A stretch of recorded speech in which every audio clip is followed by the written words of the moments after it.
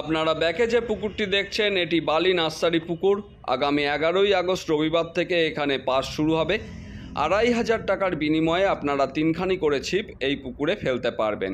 স্থান দিল্লি ও মুম্বাই রোডের সংযোগস্থলে বালি গুরুদ্বারের পাশে। এখানকার সমস্ত কন্ট্যাক্ট নাম্বার কাজলদা ও সৌভিকদার আমি দিয়ে দিয়েছি। এই নাম্বারগুলিতে ফোন করে বিস্তারিত খোঁজখবর আপনারা নিতে পারেন। প্রতি বৃহস্পতিবার, শনিবার ও রবিবার এই পুকুর খোলা থাকছে।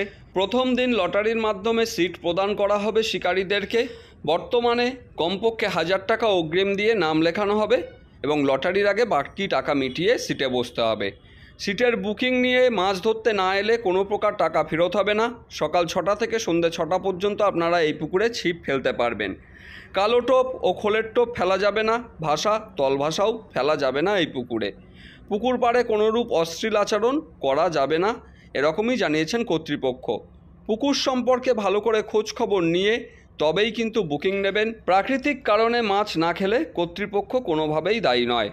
প্লাস্টিক কোনোভাবেই পুকুরে ফেলিবেন না, নিজ দায়িত্বে ব্যাগে রেখে অবশ্যই বাইরে ফেলিবেন, এরকমই অনুরোধ করেছেন।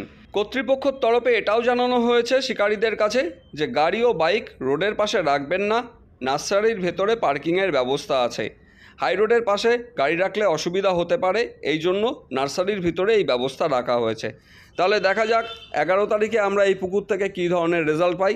বর্তমানে পুকুরটির পরিচর্যার কাজ চলছে, মাচাগুলিকে রেডি করা হচ্ছে। আপনারা এর আগেও দেখেছেন, আজকেও দেখলাম বেশ পরিষ্কার ও গুছিয়ে উঠেছে পুকুরটি। তাহলে আমরা অপেক্ষায় থাকলাম 11 তারিখের।